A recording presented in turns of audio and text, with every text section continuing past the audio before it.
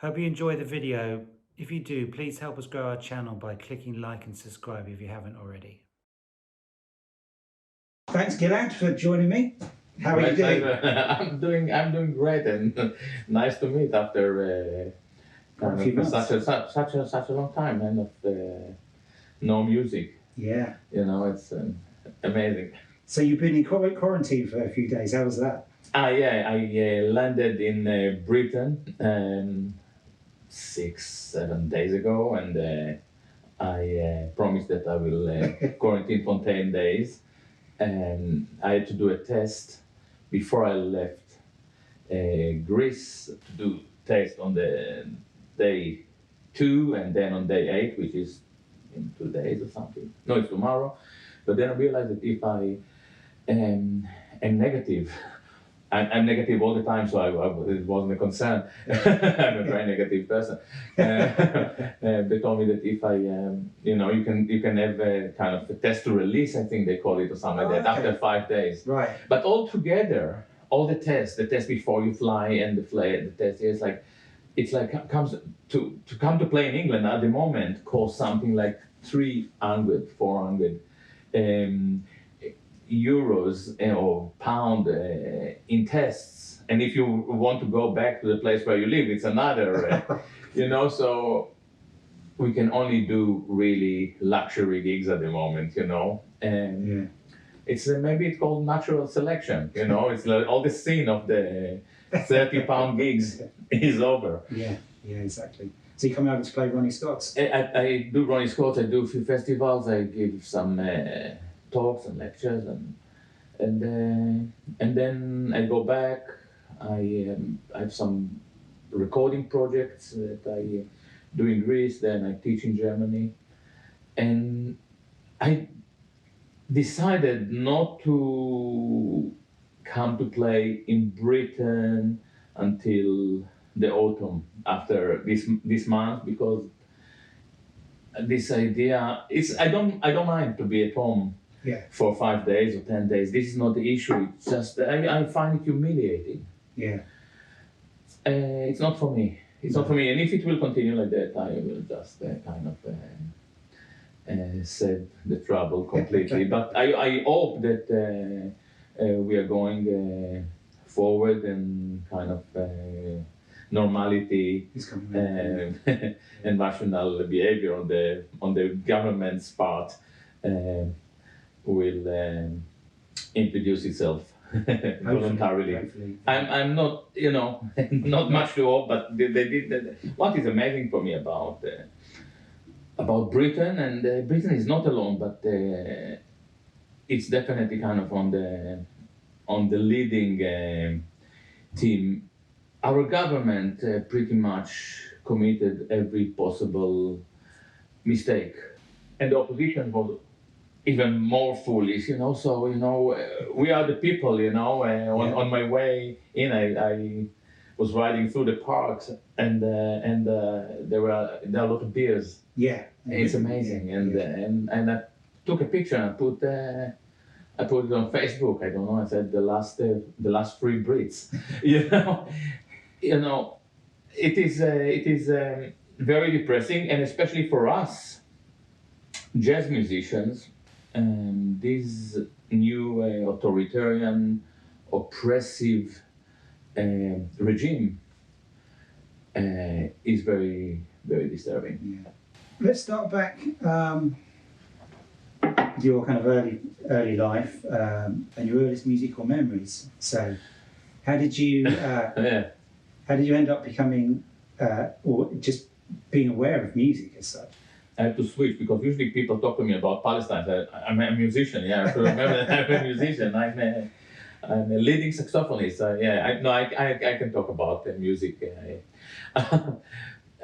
So basically, when I was 10 or 11, my father asked me whether I would like to play an instrument. And I think that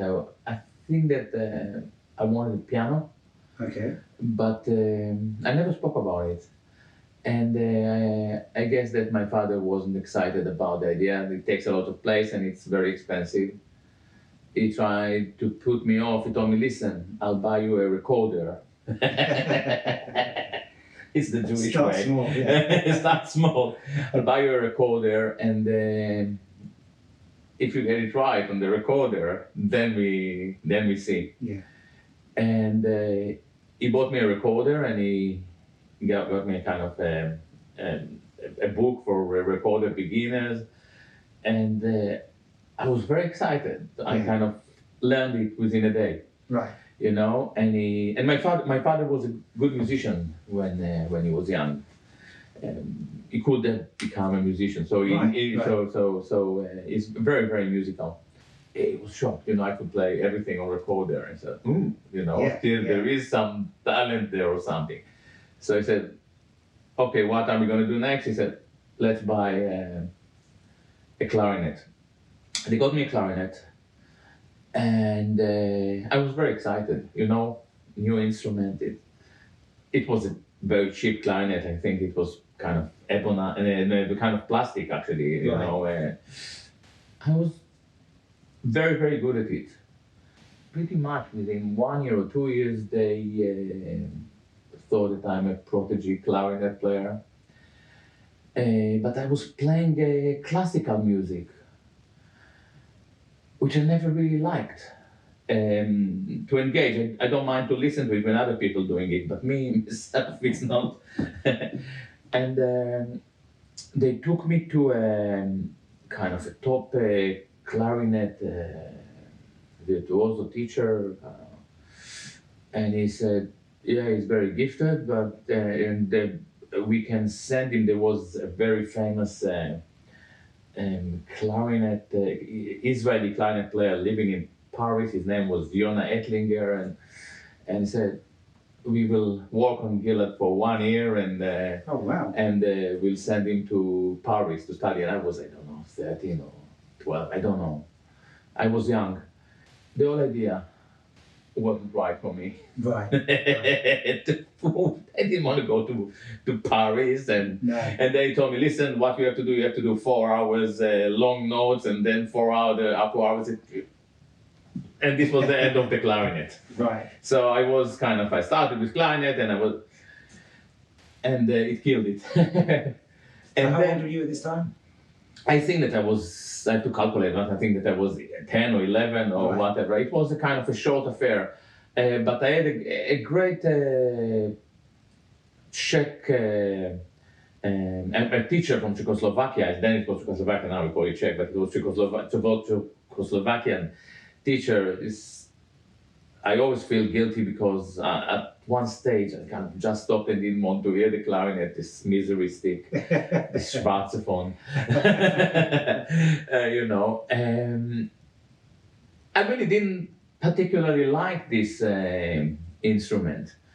And then what happened is that when I was 17, I kind of, you know, I started to get around with people playing guitar, blah, blah, blah. I had a friend who was a great guitar player, and I admired him, and I said, you know, I have a clarinet, let's try to play together. And I realized that I can play over chords. Whatever you play, I can find something to play. I didn't know what I was doing, but there was an Israeli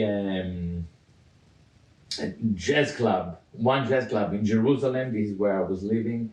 I went there with the clarinet, and I really didn't know a thing about jazz. I'm not saying that now I know a lot, but so you went there to sit in and play. I went there to sit in, and everybody was excited. I had always this kind of enough bullshit in me to wiggle out of every situation. You know, just playing very loud, but there was a great saxophonist there. Who just came back. Immigrated to Israel, to Israel from Russia that day. Oh, wow. Or night before. And they brought him to the jazz club. And he went to play. It was amazing. He used to come here 25 years ago, I used to play with Jim Calderasa, and his name was Boris Gam. His name is Boris Gammer. A great saxophonist. I still listen to him sometime on the net. There's not a lot of stuff, but he's kind of one of those musicians that whenever I listen to them, I was, until now, I'm overwhelmed by the sound, by the imagination. And he went to play after me and said, wow, this was the real thing. And he couldn't speak a word in Hebrew, and my English was pretty much non-existent. Not that my English now is much better, but I learned to cheat, I learned a lot of things by heart, Yeah. Even now I don't even understand what I'm saying. And he kind of told me that I'm full of bullshit. Yeah. And I kind of went to him, and all I had is 5 lessons. My jazz education is 5 to 10 lessons, but in these 5 to 10 lessons, he basically told me everything. And I tried to pass it to all my students. Yeah. And it came to 5 and 10 and 15 and 20 and 25 lessons, and most of them don't get it. And the few that, some of my students are have an incredible career. Some of them are way more successful than me, which is really upsetting. But no, it's great. And obviously they got it. Yeah. They got it. By the way, I cannot say that they got it from me. They got it because they are very gifted. Yeah. I mean, we can talk about it. What is it that I understood from this Russian? Because there was no lingual continuum.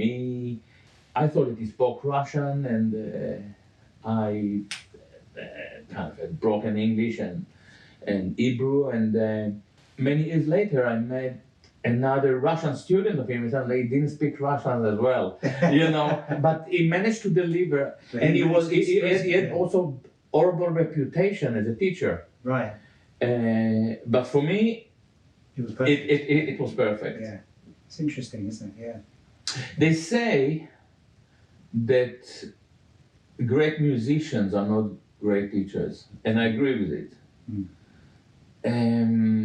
Because they don't struggle. And I'm now 57. I know that I kind of, you thought 35, so I kind of mentioned it, But that's the bit I'm surprised. Yeah. I met along my life,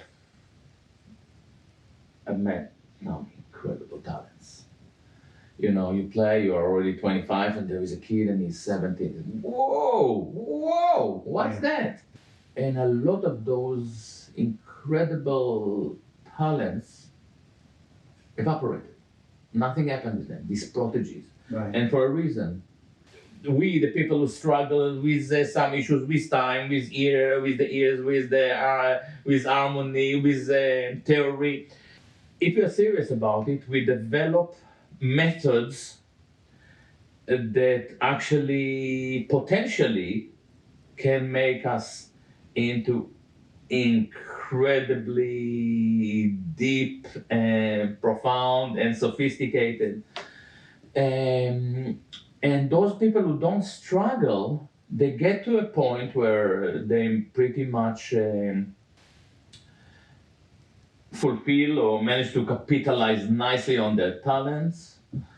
And from that point, they're stuck. And they sometimes get there when they're 17. Yeah. So most of those prodigies that I met, most of them didn't develop into major voices. Right.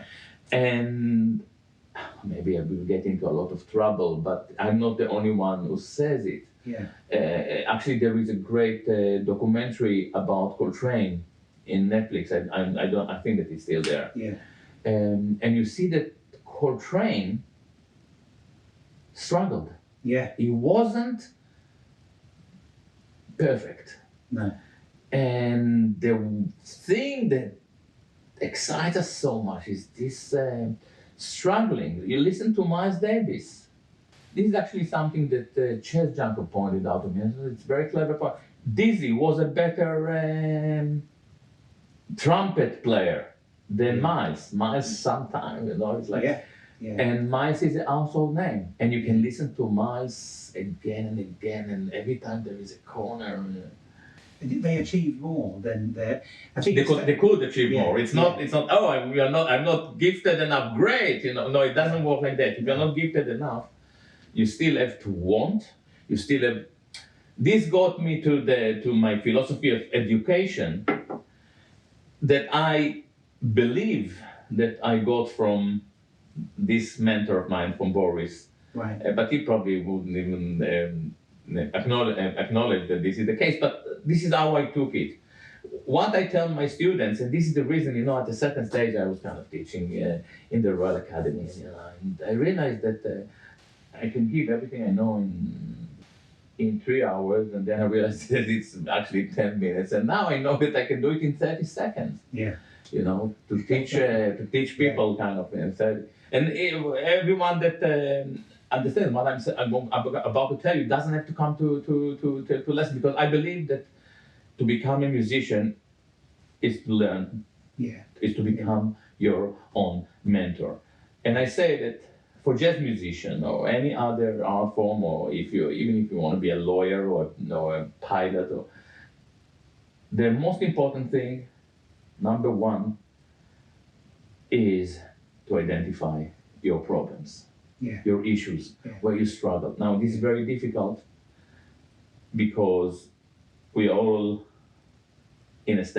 living in a state of denial. Yeah. The one thing that we don't want to acknowledge is where we struggle. Especially if you're getting away with it. Yeah, exactly. And what is happening is that we sit on the piano, on the saxophone, on the trumpet, on the drums, and we just practice what we are good at. Mm. So first, identify your problems. 2, develop your own method to tackle your issues. If you come to me, I'll teach you how to deal with my problems. You don't want it, all right? You want your own system that addresses your issues. Now, most people have more than one issue. Try to devise an exercise, for instance, that works on rhythm and harmony, and so play all the things you are in 5/8 and 4 in 4/4, 7/8, 6/8, 5/8. I saw once Frank doing it. It's like Frank Harrison. It's like, wow, what an exercise. It's like, and I've never seen it anywhere else. I thought, wow, he's doing it. Yeah. And so number one, identify problems. Number 2, define the strategy to deal with your very problems. Number 3, just work on it. Yeah. And if you do that, I can't promise you that you will be John Coltrane, but you will get better. Exactly. You'll get closer. Yeah. So this is my philosophy. And in the last year in the Israeli army, just before the last year, I was kind of walking in Jerusalem. In Israel, you have to serve 3 at the time. It's 3 years it's compulsory duty. And I kind of walking in Jerusalem, and it's not there anymore. But the music academy was in Balfour Street. It was exactly the next door to the Israeli Prime Minister house or dwelling or residency or whatever. And I saw I read the last opportunity to register, to apply or whatever to the jazz department. It wasn't at all in my mind, It's next week, Right. So I went in and Signed up. And then he told me, all right, in 2 weeks you will have to come to do exams. What do I have to know? And they told me you have to know that and that in harmony and solfege and theory. And I was already playing saxophone quite well, but I was clueless. Right. So I said, oh my God. Solfege was easy. I couldn't sing, I couldn't tell the notes, but I could, you know, it's very simple, it's classical stuff. Yeah. But there was something that I really struggled. You had to hear the positions of the chord. So if it's G, C, the permutation you call it, you know, Inversion or something. Exactly, the inversion. And I said, this is C, you know, this is F, but I couldn't hear what is the, you know, I was a very kind of, and somebody told me, yeah, for jazz musician, you don't care about it, you know, it's the color that. So I struggled with that, blah blah blah. But I went into the exams and obviously passed, and then I realized that, and I didn't know it in advance. It was 83. Israel was in a war in Lebanon, and then somebody told me, if you manage to get into the academy as a soldier, you get a musical distinction, and then the army has to give you 1 day a week, which meant that nobody could take me to Lebanon. So I just used the academy not to go, to kind of to trying not to die in Lebanon. It was a jazz department.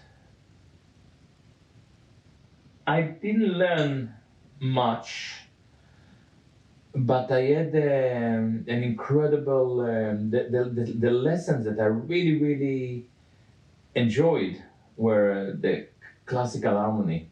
Right. And we learned Palestrina. Do you know Palestrina? It's like the kind of this modus kind of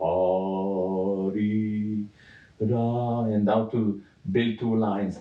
And I think that this is really the only thing that I really know about music. I always write music with 2 fingers, you know, one for the melody, one for the bass. Yeah. And I think that everything is created between that. That's great. That's good to start. That's what Bach did, isn't it? Yeah. No, obviously I'm not Bach, but you know. But I like music to be very simple and very transparent. And I think that this is one of the reasons that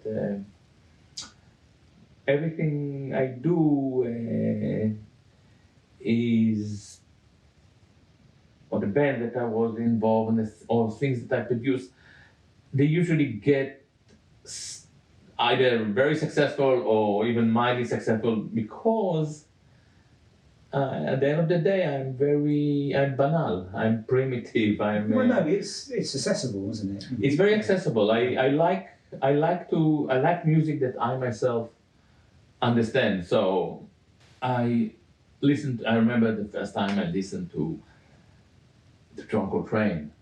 It was outrageous, but kind of, I was already playing saxophone, and somebody asked me, do you know John Coltrane? I said, John, I know Coltrane, I'm not. And he put giant steps. I said, whoa, what's that, you know? Yeah. And it is a shock. Yeah. It is a shock, especially, you know, if there are no introduction. I don't know, by the way, what would shock young musicians who start now to play jazz, because their music is so complicated, so over. But this was complicated, but I could see that I want to understand it. Right. But a lot of modern saxophone playing, sometimes I don't understand it, but I know that I'm capable of understanding it. So I transcribe it or analyze, and I can do it. But a lot of the stuff that I hear now from young musicians is complicated for the sake of being complicated. Yeah. A lot of it is because they really write stuff on Sibelius, on Finale, or on computers, and they don't really sing it.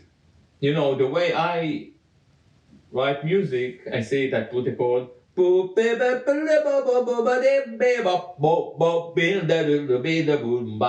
know, and actually when I teach composition,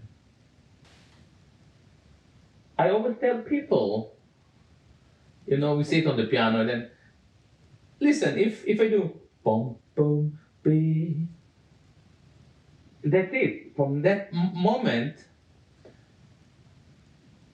you have very little to do because the music will write itself. Bum bum bum. Or bum bum bum. You know that there are very few places that you can go. Bum bum bum, bum bum bum, boom, bum bum bum. You know that. Yeah. But this is the idea of composition, and a lot of people don't, especially youngsters, they are removed from the blues, from the melodic sense, and I hear a lot of stuff that is. What are they trying to do? Right. What are they trying to say? Yeah. And the tragedy is that nobody understands and they don't have a lot of following. And you would expect, for instance, I don't know what is going to happen next year with us, with musicians. But you would expect with all the musicians that are coming into the scene, we would have less work, and it never changed, you know, until COVID. Basically, we could work as much because we the older guys, I'm starting to accept that I'm getting old, and we still bond with music through the melody, through the beauty, and we are basically anti-musos. Some of us. And Charlie Parker wasn't a muso. And I assume that if we, muso is something that only Brits, you know, if you have people in America, how would you explain the notion of muso to Americans? I don't know, really, it's difficult. It's someone trying to be overwhelmingly sophisticated for no reason. Yeah. For only their enjoyment or their friends or something. Yeah. It's a form of masturbation. Mm-hmm. Musos are basically. Yeah. You can say that. You can say that. Yeah. So when did you first start composing then? Was it? This is interesting. So at a certain stage, for me, the idea of becoming a musician, you know, because you listen by then to Cannonball and Miles, and I started to listen to Tubby actually in Israel because there was an English shop, and it's amazing. Tubby is one of those, you know, you find a recording, what? Yeah. What? You know, the level of jazz in Britain in 67 or something, insane. And I remember that suddenly I started to hear kind of a big band. Right. You know, so wow. This was new to me. Right. I can close my eyes and I can hear a big band, you know. And then I realized that, this means that I have music in me, you know. It's like it sounds very idiotic to say to musicians, you know. Yeah, of course you have music in you, but as a young musician, so wow, you got something you want to. There is something there, and I said, okay, so theoretically speaking, if I close my eyes and I concentrate, I should write. What do I do? The trumpet. You know,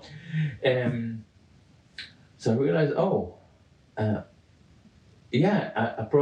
am probably a musician. I'm becoming a musician, and I still didn't compose anything. I thought, this is something that should be left to people who are way more gifted than myself. And I finished my military service. In the military service, I ended up in an orchestra. Right. Something to do with an injury that I had before the army. I tried to become it's a complicated story. So I learned a lot about music in the army. Right. Like all the Israelis, you know, when you finish the army, this is something that Brits don't understand because, you know, Brits of our age, younger a bit, you know, you don't understand going to the army 3 years, you know, it's like you're basically in COVID regime for 3 years. If you're lucky not to kill people.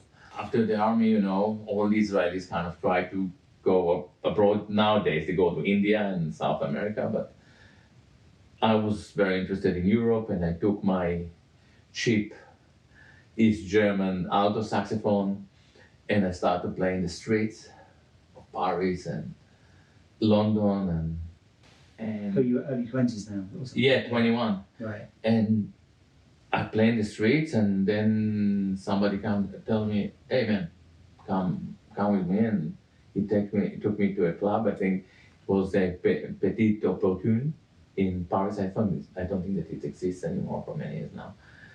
And he comes to the band and listen, man, okay, and I start to play, and immediately it's happening, you know. Great. You know, it was quick. Amazingly, I was playing in the streets with a great bass player who became very big, kind of a free player, Carlos Barreto. Right. So we were playing in the streets, you know, but at the time we were both young musicians. He was a classical musician that decided to leave everything and becoming a... and many years later we played together in Lisbon and other festivals. And I came back to Israel. I started to have some issues with Israel because what I saw in the Lebanon war really upset me. But I started to study in university, not music. I studied philosophy and math and other things that I was interested in, and I don't regret it. Funny enough, a student asked me yesterday, 17 years old, or 18 years old, and just finished, you know, the A levels, and he said, "Should I study music or should I be a musician and study something else?" And I said, if you think that you can study something else, it won't stop you from being a musician. It can only enrich you. Yeah. I became a student. I was really, really, really poor. I'm not from a rich background. Right. I was really, really poor. I have to do something, you know, and I started to play. You know, I remember that the first jazz gig I did was kind of, I don't know, 4 or 5 pounds or something, you know. And then very, very quickly, people started coming for gigs, which is amazing. Great. And this is in Paris? This is when I went back to Israel, Okay. and very quickly people started calling for sessions. Right. And I realized that in Israel, and I think that in England as well, I don't know how it works with sessions anymore because it changed a lot in the last. I'm doing most of my sessions at home. I think that I cannot remember when is the last time I was asked to come to a studio. I'm getting, you know, I have microphones. I'm doing it all at home. Maybe 5, 6 years, maybe 10 years. I don't know. But in Israel, at the time, in Britain and America, it was all the same identity. I'm mentioning it because some young musicians that may watch it, they will know. We used to get money, extra money, for doubling. So you play alto, blah, blah, blah, blah, blah, and then on the first double, you get 50%. Right, yeah. Extra, and then it's 25%. And why they do it like that? This was the union, made it like that. So if you are a producer, you're encouraged to invite more musicians. Right. So if you want the saxophone section, it will cost me almost the same to have a section rather than one. Right. But I became really, really good at it. So people come, you know, I would kind of create a big band in 45 minutes of, and I started to make kind of money out of it. And it's something that something that taught me a lot. And I became kind of maybe one of the 2 or 3 most popular session players in Israel. I was on every album. I understood then that when we become a session player, and I spoke along the years with other session players, you basically play 3 solos if you're lucky. If you're less lucky, it's just 1 solo. Right. You play the same solo in all the albums. Yeah. Why?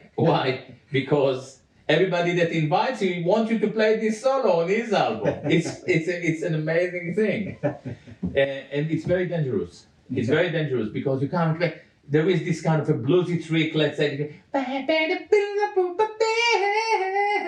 you know, and you go and all right. Then you go and you and then 3 months later you listen to the radio and then it comes to the saxophone solo. In the same solos. And the meaning of it is that you forget how to play. Right. You become, you start to play one. Yeah. You start to play one, one trick pony. Yeah. There was a development in, we are not going to talk about politics, but in 92, 93, I realized that I was really, I couldn't take the living in Israel anymore. I just couldn't accept what was happening with Palestine, and I realized that I could see exactly the moment that where we are now. That there is no reconciliation. It's not moving toward a solution, towards peace, towards harmony. It was totally against everything I wanted around me, everything that I wanted to be part of.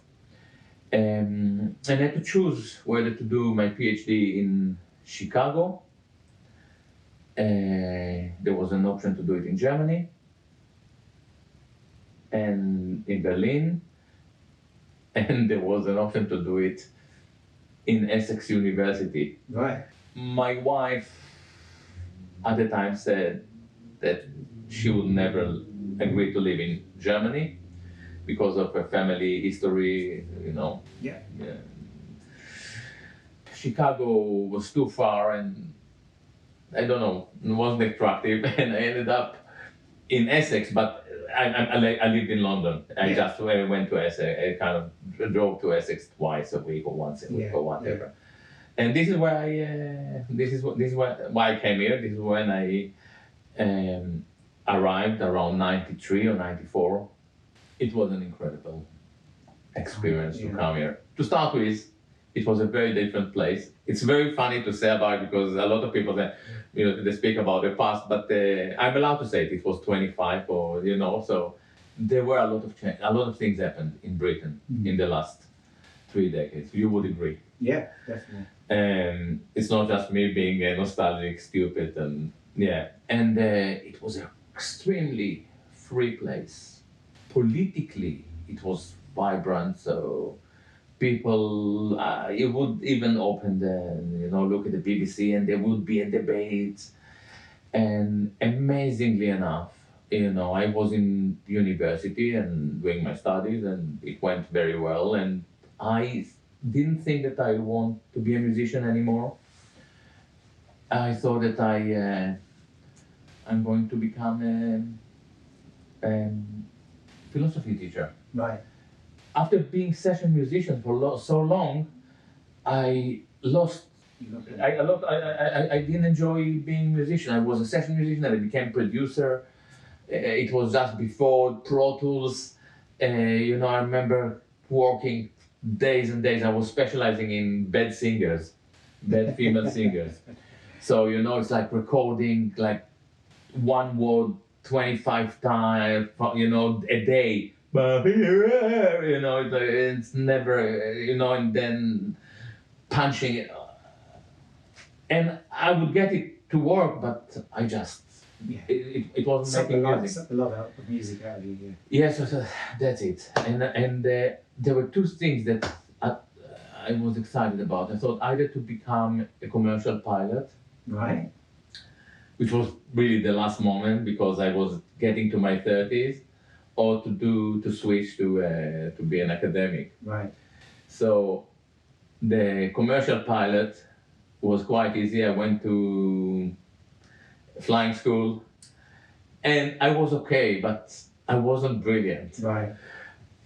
Why I wanted this kind of, because as a jazz musician, you play great solo, everybody, Yeah. and it always, but in jazz club, aren't we have like 70 people, 100 people, but on a jumbo jazz, man, 450 people, it's like amazing. But if you make a mistake in the club, it's okay. Exactly. And the problem, it's like I wasn't very good, I could probably, I don't know, fly Dakota on cargo in Africa, Right. but nobody would give me a jumbo jet. And so, by the way, I think that it's more interesting to fly cargo in Mozambique. Yeah. But the other option was being an academic, and the reason that I got there, it's interesting. I will go there. I never spoke about it. I never thought about it. A friend of mine, a guy who used to be my bass player, and moved to LA and became kind of a Pro Tools guy, and he's not with us anymore. He died kind of out of a sudden. Great musician. He came to Israel and played together and said, "Man, I'm working on a book that you probably going to like." And it was Slonimsky, The Czars of Scale. You know this? No. You don't know about it? It's the book that Coltrane studied from. Oh, okay. Right. It's 12 notes, exercises for piano. Oh, okay. It's a very important book.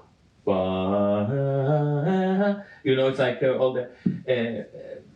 I can show you later on. Yeah. And I started to work on it. My playing changed completely. Suddenly I started to sound like a Brecker or something. Right. And I didn't really understand what I was doing. The music started to unveil itself. Right. Yeah.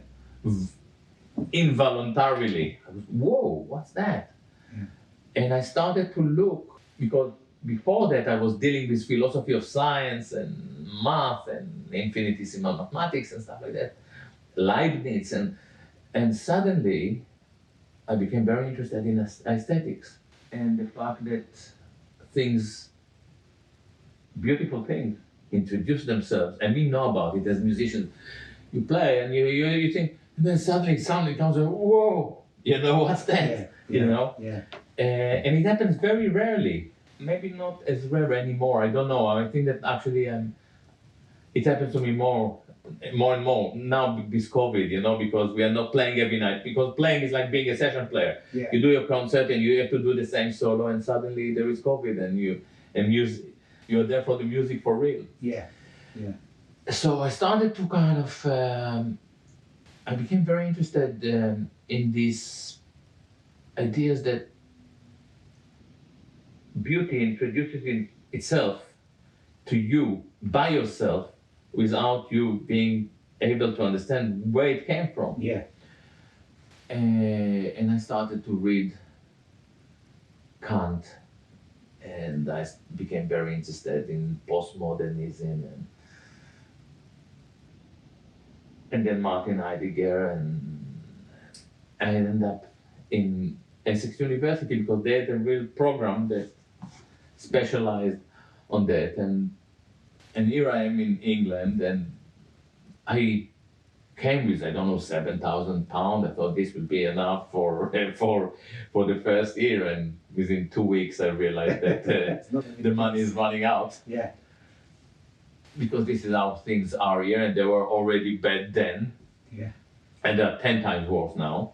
And immediately, as soon as I started to play, within 3 months, I was on the front page of Jazz UK, if you remember it. Yeah. There is no Jazz UK anymore I now. don't think so. Yeah, and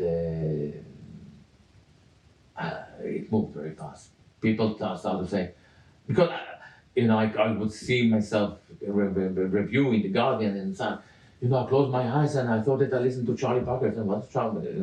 Open your eyes. There is no Charlie Parker here. And I couldn't believe it because nowadays the Israelis have big reputations as a kind of a leading force in the music world, all right? But it wasn't like that then. I saw myself as a person from a small place, from a colony and suddenly everybody takes me seriously. I was shocked. Right. I was shocked. But then I started to record with a lot of people and Asaf. Oh, wow, right. Asaf Sirkis. So did you know him from before? No. No, right. I heard the name, I think. Asaf Sirkis came to Britain. Asaf is very good in communicating with people. Right. In fact, in the 10 or 15 years that he was in the Orient House, we had the division of labor, Frank used to be the navigator because, and until they invented the GPS. Right. You remember how we used, I don't know if you remember, because we were younger than me, we used to get from promoters the contract for the gig, but the most important thing, I never signed a single contract in my life, but the most important thing was how to get to the gig. So you drive on it, and then after 10 minutes, there will be a roundabout, you take the second exit. And then be careful, there is a camera, I remember it. And we used to try with that. So Frank used to navigate, Yaron was the treasury. Asaf did the foreign affairs. So if we need to do something with someone, or Frank cannot come, he would we would talk to Gary Atzmon, he would talk to, and he loved his job because he liked to introduce himself to other people. Yeah. And I just did the politics and the bad jokes. Yeah. This was my role. Asaf came to England and he contacted me. We didn't know each other, but I could hear that he's playing like no one else. Yeah. Not only that he played like no one else, and he still played like no one else. It was like no one else, but it was still very familiar. It felt like home. Right. Different and home. It's a very strange combination. Yeah. At the time, and we are talking about 2000 to 2001, there was the second uprising in Palestine. Asaf is Israeli. I'm an Israeli living in London.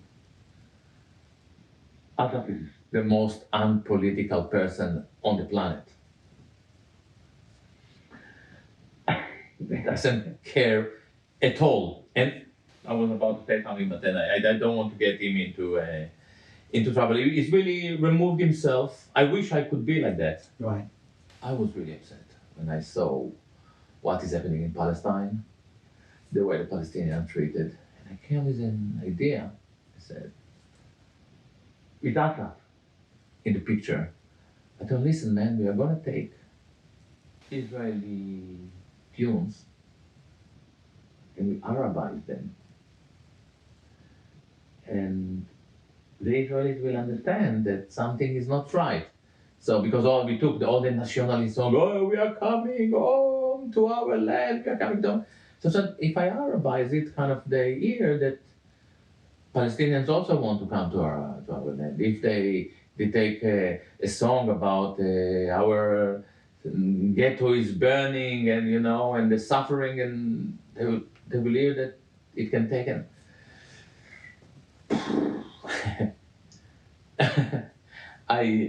the first gig that we did, okay, so the first thing, Asaf said, yeah, man, great idea, you know. He wants to play, doesn't, you know, you do the bullshit, I'm playing the drum. Frank Harrison came back from Berkeley after 3 months. So how I've seen that I played with Frank a few times, once or twice, but then before he went to Berkeley, he asked me to play a gig with him in the Fleece, where it was a kind of a fundraiser. So basically, I was in Frank band, I just took over, you know. So Frank came back, and I really remember his playing. It was astonishing kid. And Frank brought Ollie Hayhurst. Oh yeah, yeah. And we met a few times. With us, we tried few, but this is a combination that worked. We went to the studio, we recorded the first album. Now, this is an important thing that I completely forgot. An Israeli producer who lived in London at the time, I don't know if he still lives here. He came to me because we did some project in Israel, and I started to work on play with computers, and he was overwhelmed with my music. Right. And he said, listen, man, this is something that you can do with Sony. And we played it to Sony, and Sony were excited, and we started to talk about a big deal with Sony. Big deal with Sony at the time was £1 million. Right, right. It's £1 million. I don't think that I would have seen a penny. Right, yeah. A friend of mine, who was kind of top producer in Britain, told me, what does it mean, £1 million? He said, it's nice, but it may mean that you won't be able to record with anyone else. And it may mean that you won't be, they will never release it. And you will still have to be committed. So there were some things that I have to be aware of, and lawyers kind of started to look into it. And it was already kind of 3-4 months, and we were progressing in this negotiation. There was music business. None of that exists anymore. I don't think so. No. It's crazy when we think about it, yeah. Gail Thompson, do you remember Gail? Yeah. Gail Thompson asked me to join a band there. She had a band called Dijatak. I don't know, but I know. Dijatak from Didgeridoo. She used to play Didgeridoo. Right. And a great guy, Brian Neal, wrote all the music to around the Didgeridoo. So it's Didgeridoo, and we had kind of, and we had great Marvin Africa, Claude Depe. It was kind of, everybody was kind of the South African black community, and I think that Brian Neal and myself were the only white, and they said, it's okay, he's from Scotland, and you are from Israel, you are black, it's, you know, you know, you're not British, it's okay, yeah, you're okay. And we had a few gigs, and then we had a gig in Berlin Jazz Festival. And you know the way I play, I always play my ass off, even before I met Asaf. You know, that's the way I play. And I do this festival in Berlin, and an old German guy, big guy, jumps on the stage. Wow, this is amazing. I don't know you, but you play so well, and I want to sign you. Who are you? My name is Matthias Winkelmann. I'm from Enya Records.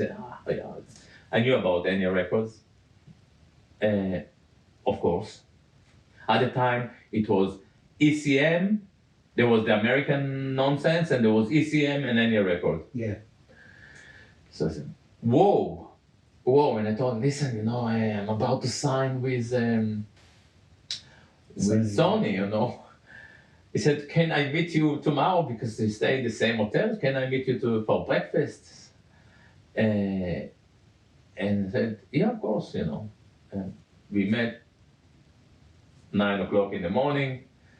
He said, listen, we cannot offer what's I didn't even know what is the offer. I've never been too good in the business. Yeah. But basically, Sony was £1 million. He said, we pay for the recordings, and we give you 1 mark. 1 mark was 30 cents. 1 mark royalties, you know, in advance of 30 cents. I said, you know what? It sounds great. But I didn't have, my project wasn't for him. It was a project that I was supposed to go to record. Basically what I did, this thing for Sony, I just played one note with a bit of vibration with the clarinet. And then I wrote all the strings parts, you know,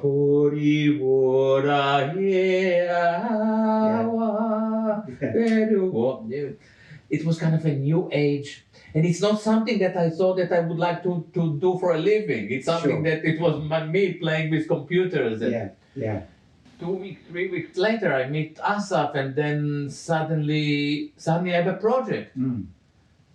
I call Matthias. I tell Matthias, I think that I have something. He said, good, go to record. Right. Send it to me. I sent it to him. He said, amazing. Paid the studio, and we had our first Orient House album. How did you get the name? How did you get the name for that? Very important, sorry man. At the time, there was a house called Orient House in Jerusalem. And the Orient House was basically the headquarters of the Palestinian authorities, and they were harassed by the Israelis, and the Israelis were raiding the police, and eventually nothing is left out of the Orient House. And people told me, call it Orient House. This is not a name for a band; it's a name for a Chinese restaurant. What are you doing? And the only thing that is left out of the Palestinian Orient House is our band. Our first or second gig was in the Jewish Folk Music Festival. It didn't go very well. It didn't go very well, but me, I grew up in Israel, you know, so still I have a lot of followers from Israel. I never understood this issue with diaspora Jews. You know, for me, in Israel, kind of, you are really encouraged to say what you think. It's a very military culture, and this is how military culture operates. You say it, you don't agree, you say it. Yeah. When it came to Jewish community here, it's like, I remember, you know, I did some crazy projects, and don't say it. Don't want the Goyim, the non-Jews, to hear about it. Actually, not understanding it became the topic of my biggest study in my life. You know, because what is it? What do they want? You know, can we talk about it? Can we disagree? What is going on? And this is, by the way, a crisis that Britain is going through now, and it's way more than Israel now. You know, if you don't agree about COVID, you become the enemy of the States. Anyway, so we did this first album, and I remember the first gig that we did, on the night we finished the recording, was in Watermill in Dorking. Oh, right, yeah. It was in a different place, but the same club. And I come and I played because everybody loved me because I could play bebop. There were a lot of very interesting events. I played bebop kind of 2-3 tunes, and then I told the audience, listen, I just recorded a new project with these guys, and if you don't mind, we would like to play 1 or 2 tunes. And the music, it was beautiful music. Yeah. I said at the time, you know, you may not agree with me, you don't agree with me, but everyone loves my music. And I start to play, and then somebody shouts, can you play bebop again? So, and I go, whoa, you know, and then everybody shouted, shut up, it's great, like a lot of people. Yeah. and gave me a lot of confidence. But I remember that I played in Nottingham, in the Bonington, and I was, I think that I had kind of nose bleeding or something in the break, I don't know why, and I was kind of in the cubicle, and I heard two men, I cannot do this kind of Midland English accent, but one guy tell the other, oh man, if I knew that this is the kind of the music, I would book myself, and have a holiday in the Casbah in Morocco, I said, oh shit, and then I have to make sure that when they leave, and when I leave the cubicle, I'm kind of coming out, yeah, it's not, I guess that I like to annoy people. Right. And I like music to push the envelope. Yeah. And in my writing, I do the same. I don't mind when people are upset by what I'm doing, or even hurt a bit. But you're not trying to make people happy. Yeah, I don't. Yeah. No, I don't. But I think I see it as a positive. I don't want if somebody tell me you really hurt my feeling, I would be very upset. Yeah. This is not what I try to do. No. I don't try to hurt people's feeling, but I like people to be challenged and to see music as a wide. And I think that I've managed to introduce something quite significant to Britain, and it's not because I'm great, it's because Britain is great, or at least was great, to be so open. And because I know that people, for instance, it is very possible that if I would end up in Chicago, it would be very different. Yeah. And I wouldn't be able to do it. Or Paris, for instance, is not very open to foreigners. They have reputation for that. Right.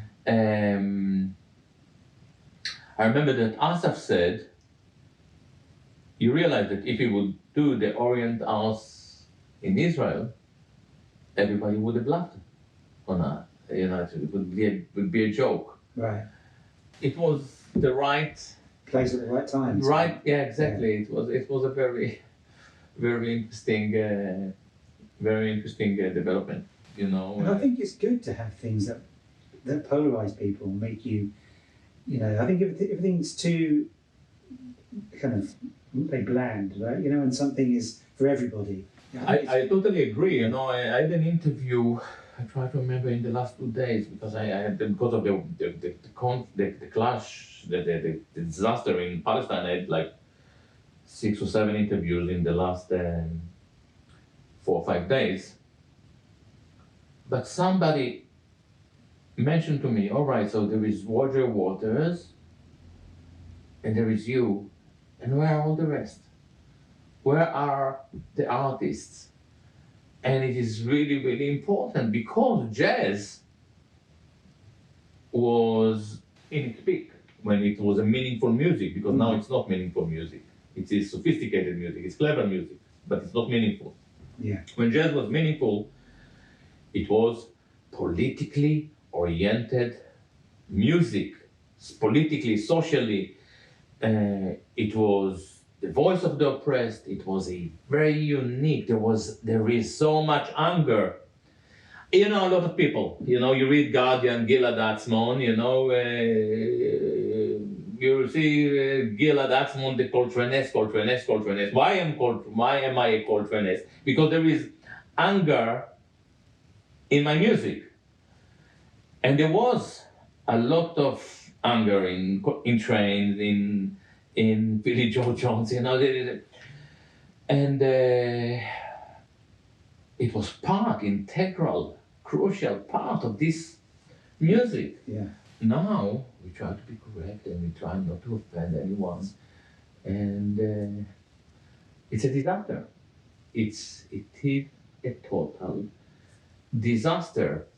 artists are basically driven into this narrow path.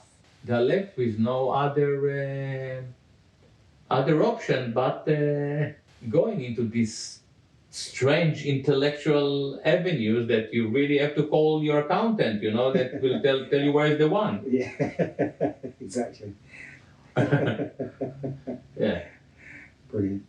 That's fantastic. Being asked to teach at these institutes, how did you feel about that, or go about doing that? Because The Oriental Ensemble, so Frank was a Berkeley dropout. yeah, It's great. Asaf didn't even bother to go to school. And I'm talking about musicians. I don't think that there are many people who understand rhythm as well as Asaf. yeah, Although he wasn't into Conical when he played with me, the Conical chapter of his life started. And I remember kind of 3-4 months after he left the band, we had a gig. We still had a lot of gigs together, and he kind of explained to me the Conical in the car, which is so simple, you know. yeah, Yaron, I didn't speak about Yaron. Yaron played with me since he was 17. In fact, the only festival gig that I did this year was with Yaron. And even that was a disaster. We all met in Germany, and everything was closing down on us. Right. We could hardly get home. It's very frightening. So Yaron studied classical music, never studied jazz. I was asked a few times to teach. I ran an education project in Germany, and my concept is to develop your intuition. I mean, I myself don't understand how can you teach jazz for 3 years. What is there to teach about 2-5-1? It's really 7 minutes theory lesson. All right, if you talk about orchestration and something like that, okay, this is slightly more complicated, but it's still, if you really want to do it, you can do it with YouTube. All right? yeah. It's nonsense. It's complete bullshit. But even 2-5-1, are we sure? I'm not a musicologist, maybe I'm talking nonsense now.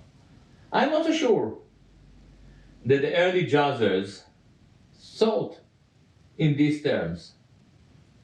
So if a student comes to me, they tell me, I assume that we have people who are interested in jazz. By now, if they are still with us, so I allow myself to be slightly more kind of to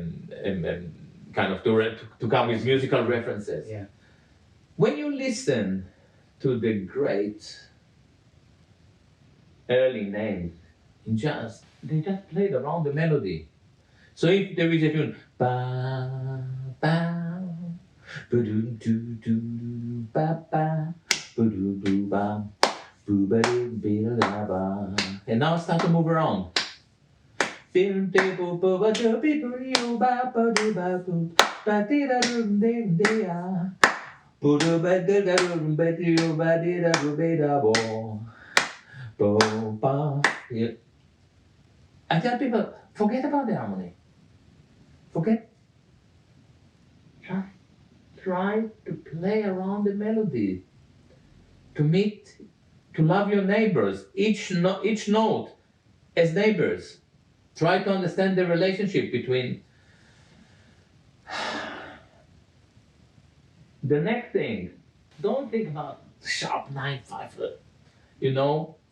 Try to understand what scales we are in, tonal centers. And the older I get, and for you it's probably very obvious, because you're a pianist, you're kind of coming from harmony. D minor 7 is just, I mean, the symbol D7, you know, minor, is just a way to name something with the musical meaning. But the most important thing is that you have the notes, and there are quite few things that can happen around them. Boo ba doo ba boo ba da dee, boo ba da with yeah, a lot of things, and it got to the point. As an educator, I'm talking now. I love the uniquely ungifted students because they help me to understand the basics. The other day, I told a student, okay, close your eyes. I wanted him to develop his ears and do two notes. Ba, ho, ba, oh, hey, hey. Yeah.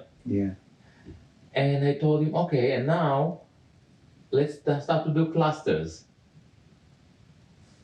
You know? You know, clusters. And then, you know, and what I show them, and I will sit on the piano, I can put this, I told him, just do whatever on the piano, and I will sing. Very important thing for me. I take the saxophone and tell them, okay, play. Boo, do, do, do, ba, ba, boo, ba, ba, ba, boo. So it's let's C and C sharp, D and D sharp. And then I tell them, play four notes, sing four notes. Boom, boom, boom, bum, bam, bam, bam, bam, bam, bam, boom, bam, bam, bam. And then arbitrarily, ba, ba, da, do, ba, do, ha, ba, do, da, do, da. And it gets to the point. This is why I asked you if you want me to have the saxophone. Right, okay. It get to the point where I can sing and play. You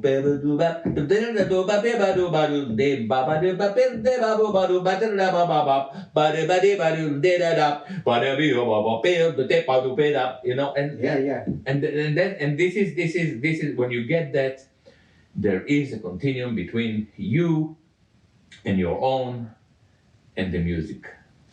You and the own and the music. Yeah. This is my perception in education. You don't need to go to the Royal Academy or to Berkeley or to anywhere to get that. And as far as I remember, Coltrane was the Berkeley graduate. I think that Miles was studied in Julis. But classical or something, you know, and he wasn't exactly a classical player. You know, the complete opposite. Yeah, this is what it is. I'm not. And when I talk about it with students, people who study, they say, you know, obviously gifted people who clearly don't need it. They say, yeah, you're right, but you know, we go to the college and we meet a lot of musicians. Okay, so it's a social thing. But you know, Pete Churchill, who is a very, very, very clever guy, he said, we were teaching together once many years ago in Italy, and he said, when I was young, the people who could read music went to the Royal Academy. The people who couldn't read music stayed at home and learned to play jazz. And this is, I'm one of those who couldn't read music. And it's very funny because I could never read music. It's not, I know where to see, but you know, we don't do it a lot, jazz musicians. And then Alan Barnes, you just said, I saw it. And I really miss Alan. You know, I didn't see him now for just since the COVID nonsense, you know, we spoke a few times. And Alan Barnes kind of called me a few years ago and said, Gilad, man, I want to meet you, I want to ask you if you want. He said, because every time I would get a gig, a session gig, and he told me it's a reading, I said, give it to someone else. I didn't need it financially, I'm touring, blah, blah, blah. I don't want to get into the situation. I had some embarrassing situation. I can tell you, it's a great story, of me kind of read. It's a great story, and I barely survived it. But I told him, listen, I cannot read. Give it to someone else. He said he wanted me kind of to do a leading alto. I said, oh fuck, and said, listen, all the people who say that they cannot read, they are the best readers. I said, well, really, good luck with that, So I kind of, there's few things that I have to do before kind of a reading gig, but this is a funny story. I won't mention who were the name, but kind of in the 90s, I used to play with all the Cuban band. It was very little money, but it was a lot of fun. People dancing, and it's a great. And I can play this kind of Paquito de Rivera. I am fast. And then I was asked to come to play with kind of a Cuba All-Star in a festival in France, in southern France. And I was free and I said, yeah, why not? I'm happy to do it. And then 3 days before, or maybe 2 days before the gig, I get a telephone call from the band leader, and he said, Gilad, can you play baritone? The baritone player cannot. In Cuba, I tell him, I don't know, I own one, but I hate this instrument. It's heavy, it's like, okay, so I tried it just on the day, and it works somehow, but even when I played baritone, I used to play I like Jerry Mulligan, so I have very fluffy sound, and I don't even know much about what is baritone in Cuban music, right. in salsa. Yeah. So we get to the rehearsal, and it's all the Cuban fucking all-stars from all over the world, man. And the music, we get the music, and it's not like big band, 1, 2, 1. Everything is a la breve, everything, and I used to play alto, and the alto is like with the brass. It's kind of the leading together with the sound.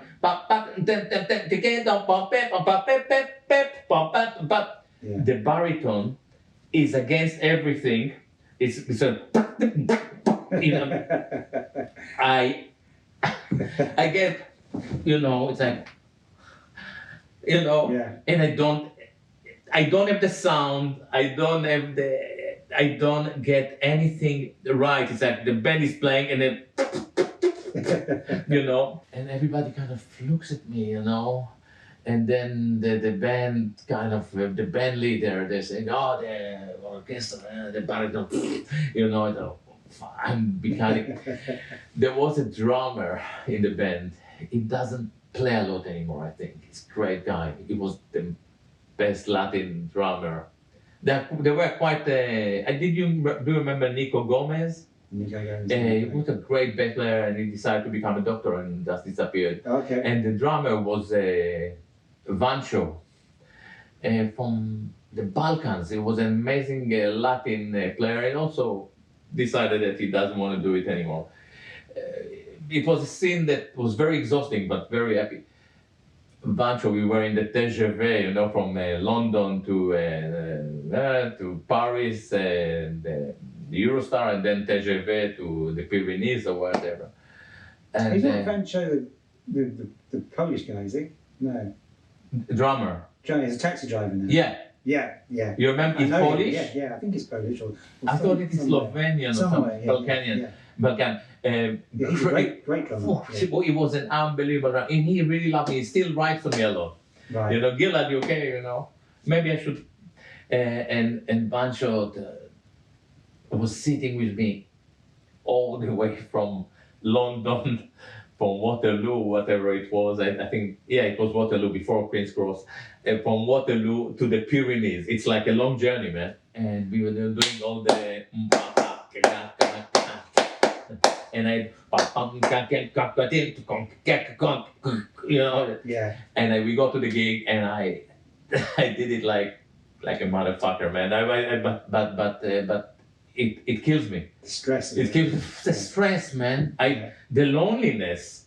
Yeah. Oh no. Yeah. Especially if you're, like you say, playing syncopated things, not with everybody else. Yeah. It was a total nightmare. Yeah. And everybody looks at you. Oh. Yeah. So that's my trick. Basically, I just play fast and loud, and everybody's happy. Exactly. Route one. Yeah. Just to finish it off, just say what you're kind of up to now, and what are your current projects and things you want to do? So, for me, this year, what happened is that I finished a tour in Turkey in February 2020, and I was supposed to come here to do some gigs, and I remember Mickey from the block is going, Gilad, don't come, it's going the wrong way.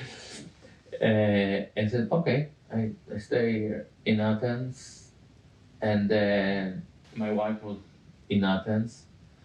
We were already kind of checking the situation there. Right. But I was living basically living in 3 cities. Right. Touring, and suddenly I was in Athens for 3 months, the first time in my life, eating at home, not kind of traveling to airports at 6 o'clock in the morning, no stress. And in the beginning I thought, fuck, I'm gonna go mad, and then I saw that I didn't go mad. Yeah. I loved it. Yeah. And I started to read and to eat well. And 2-3 weeks later, I decided I have to do sports, so I started to run. And then I thought, maybe bicycle. And my life changed completely. And then people said, let's do Zoom, and I don't want to go yet into this. I felt that it would be a compromise to start to do a live gig on, no. What I like about live gigs, we play together so many times. I love the liveliness of it, and so I didn't want to cheat about it. I started to compose a lot of music for films and for libraries, and I learned to mix properly. I mean, properly, some people maybe will send me something to it's disgusting. But a lot of people say, man, we love your sound, man. Can you mix we are stuck with this track. Funny enough, I didn't bring saxophone with me. I have saxophones here, but I didn't bring saxophone with me, but I just brought my universal audio unit because I have to do work all the time, kind of mixing. And in Athens, I have the full universal audio set. And I was sure that the small piece will be enough, and it's actually not enough. It's a bit of a joke. And I feel very guilty now because I tell everybody, buy this universal audio small, it's enough, and it's not. It's not enough to mix. It's enough to record maybe. Yeah. I learned to mix. I learned to master. There is nothing, if you want to learn things, there is nothing that you should stop yourself from learning. And what shocked me is that a lot of issues that I had, for instance, I learned to record Rudy Van Gelder style. So I really record jazz properly. I realized that the way we were using microphones is completely wrong.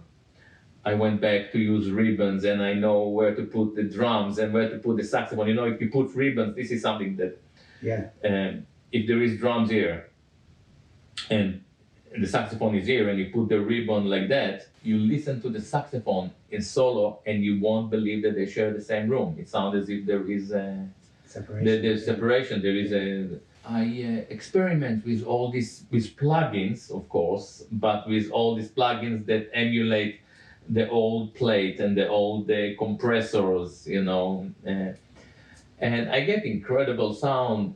and I am not so sure at all that I want to go back to my previous life, to the pre-corona. I don't. It's something that if you would tell me 3 years ago that I'm going to end up, I thought that there is nothing that I want to do but playing, traveling. I don't miss America. I don't miss Japan. No offense to my friends in Japan and in America, but I don't miss this pressure of touring and flight delayed and the concert. I want to do sport. I want to do sport, to compose, to teach a bit online. By the way, I teach in different kind of universities online, and it's a great it's a great experience. And I don't think that I have to travel anywhere. It's great. People say I'm teaching in a kind of Scandinavian. I want to see the world. I saw deers today in the park. Great. This is what I want to see. Yeah. Don't want to see a holiday in different places. By the way, this is the thing. I've been in so many cities. There was one week that I remember I played Friday in Osaka, Saturday in the 606, and Sunday in Buenos Aires. This is the maddest thing I've ever done, because you can do it. Yeah. You can do it. You take the 7 o'clock flight, and I don't want to do it anymore. No. Yeah. Great stuff. Well, Gilad, thank you. It's been very great, insightful. Man. I really enjoyed it. I hardly talk about music kind of that extensively, and one of the reasons that I don't need shrinks is that people are willing to talk to me, so it makes me think. Yeah. And some triggers memories that you've been thinking about things you haven't thought about for a long time and things. Yeah. Great, man. Great stuff.